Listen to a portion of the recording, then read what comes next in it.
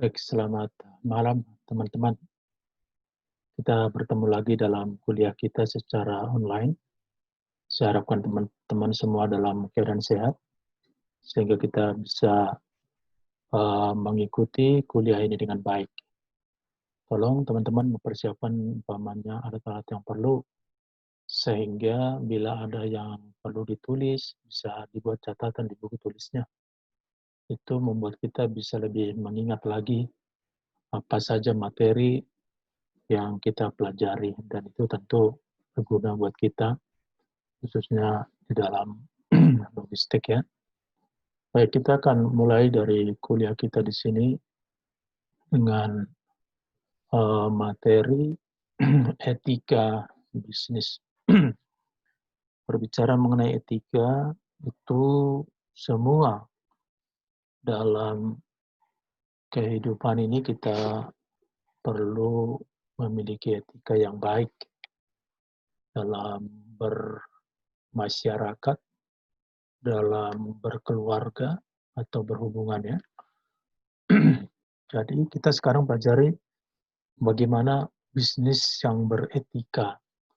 Kalau ada bisnis yang beretika, berarti ada bisnis yang tidak beretika.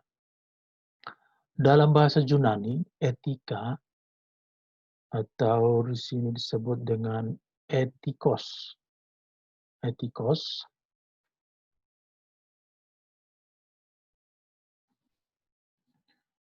berarti timbul dari kebiasaan. Adalah suatu di mana dan bagaimana cabang utama filsafat yang mempelajari nilai atau kualitas yang menjadi studi mengenai standar dan penilaian moral. Etika mencakup analisis dan penerapan konsep seperti benar, salah, baik, buruk, sopan,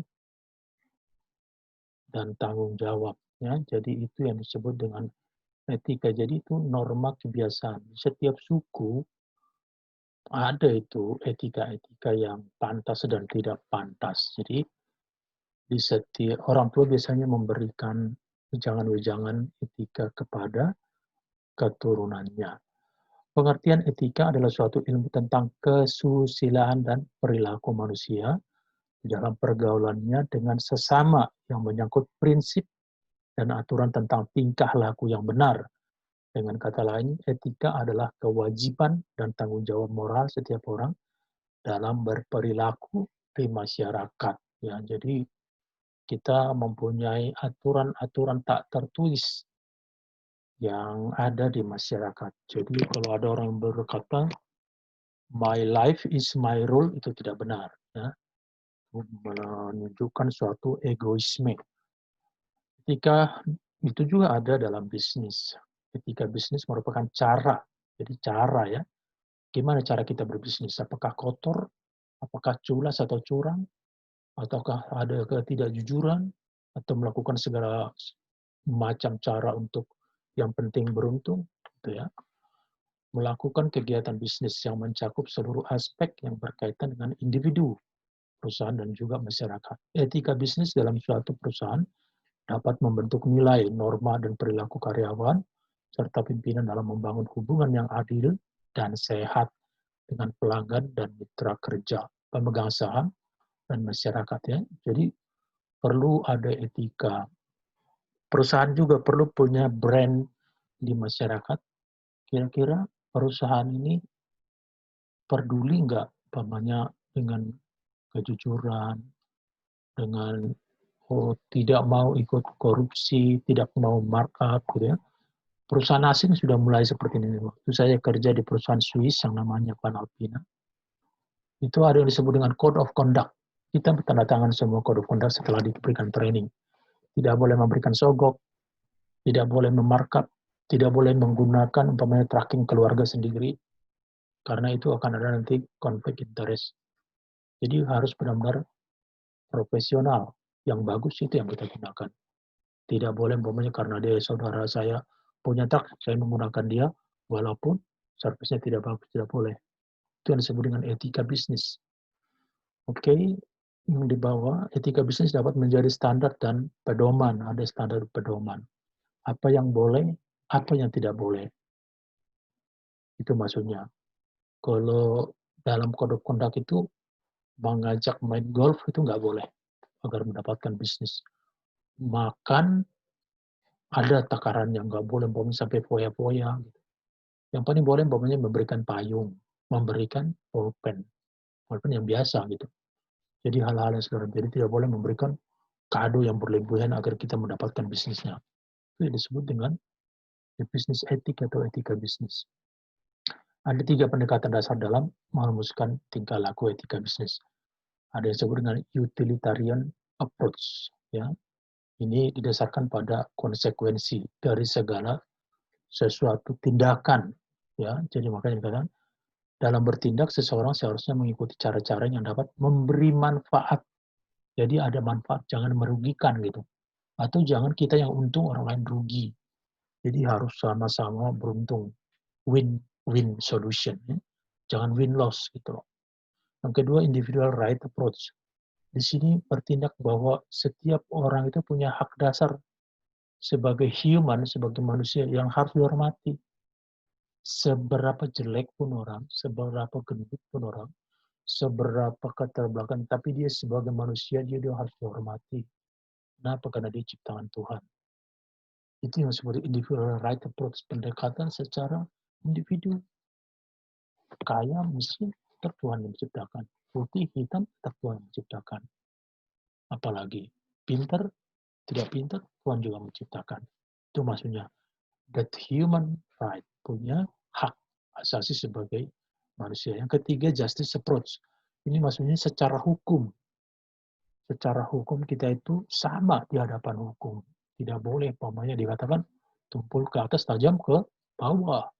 Nggak boleh, jadi harus sama di hadapan hukum. Kemudian, ada juga etika bisnis yang biasanya dilakukan oleh para profesional. Pertama, menyebutkan nama lengkap ketika berkenalan, umpamanya. Tapi biasanya kan kita bisa berikan kartu nama, ya. Yang kedua, berdirilah saat memperkenalkan diri. Ini sopan santun sebenarnya. Tidak sama semua. Di Indonesia ya iya, kita berdiri. Berdiri itu tanda satu kesopanan. Tapi bukan berarti kalau duduk terus jahat, itu enggak. Itu kan di Indonesia luar beda lagi. Waktu saya pernah pergi ke Adidas untuk meeting, saya datang dengan bos saya orang bule. Saya udah pakai dasi rapi sekali sama teman saya. Sampai di Adidas, itu yang bosnya orang India. Dia hanya pakai kaos oblong biasa. Bahkan dia duduk di atas meja, pakai sepatu kets. Sangat tidak sopan menurut saya. Tapi di bisnis, dia yang memutuskan apakah kita bisa menggunakan servisnya dia apa enggak. So, culture is different culture. Tidak sama kulturnya. Namanya kultur ya. Nggak sama. Kamu bersalaman dengan orang Batak, kamu bersalaman dengan orang Sunda yang ada di Sukabumi, itu maknanya berbeda.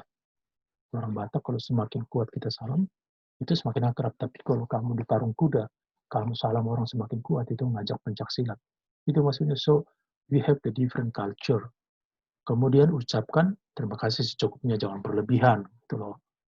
Kemudian kalau sudah bertemu, sudah ada meeting, ucapkan terima kasih. Itu sopan santunnya. Lewat email ya, thank you gitu. Kemudian jangan dulu sambil menyilang kaki, katanya ini kurang sopan ya. Menyilang kaki tahu ya. Tapi sebenarnya kalau saya melihat, kalau di kerajaan Inggris malah ketika mereka berfoto selalu menyilang kaki buat yang laki-laki. Kelihatannya itu sopan. Ya, so saya bilang ini hanya budaya atau kebiasaan. Kemudian tuan rumah yang harus membayar. Iyalah, kalau kamu mengundang orang meeting, kamu mengundang makan, ya kamu yang bayar. Jangan udah kamu yang mengundang, orang lain yang bayar. Itu namanya apa? Terlalu ya, atau terlalu pintar kali. Oke, kemudian bisnis yang beretika ini perlu dipandang dari 3 sudut pandang. Pandang ekonomi, bisnis yang baik akan menghasilkan keuntungan tanpa merugikan orang lain. Ini yang sebut tadi win-win solution. Sudut pandang hukum, bisnis yang baik itu tidak melanggar aturan. Iya, jangan melanggar aturan yang ada gitu. Jangan gara-gara dia bilang mencari keuntungan sebesar-besarnya, terus 9 bahan pokok kita beli, kita tumpuk, sehingga harga naik, tidak boleh, itu melanggar hukum. Terus dari sudut pandang moral, bisnis yang baik tentunya sesuai dengan ukuran-ukuran moralitas, ya tentu sesuai dengan budaya setempat. Beda ya, di Jawa beda, di Medan beda, mungkin di Papua beda. Jadi moral itu harus sesuai gitu ya. Oke, kemudian ada 5 prinsip sebagai pedoman perilaku yang menjalankan etika bisnis. Yang pertama kejujuran, ya, berbisnislah secara jujur, jangan curang, jangan kualitas nomor 2 dibilang nomor 1, ya harus jujur. 2, prinsip otonomi memegang teguh kemandirian, tanggung jawab, dan kebebasan.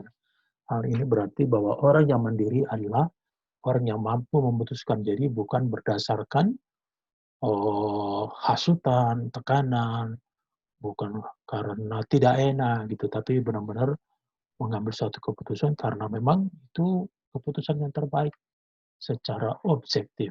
Ketiga, prinsip saling menguntungkan ya. Dalam berbisnis itu jangan vendor kita rugi, kita untung atau sebaliknya. Jadi harus semuanya saling menguntungkan. Keempat, prinsip keadilan ya.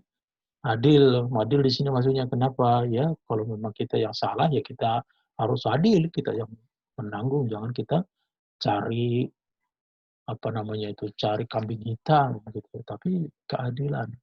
Yang kelima, prinsip integritas moral. Prinsip integritas moral adalah prinsip teguh untuk tidak merugikan orang lain dalam segala keputusan dan tindakan bisnis yang diambil. Prinsip ini dilandasi oleh kesadaran bahwa setiap orang harus dihormati ya, seperti tadi. Ada human right, ada hak asasi manusia. Oke, prinsip umum dalam etika bisnis. A. Adanya saling percaya satu sama lain ya.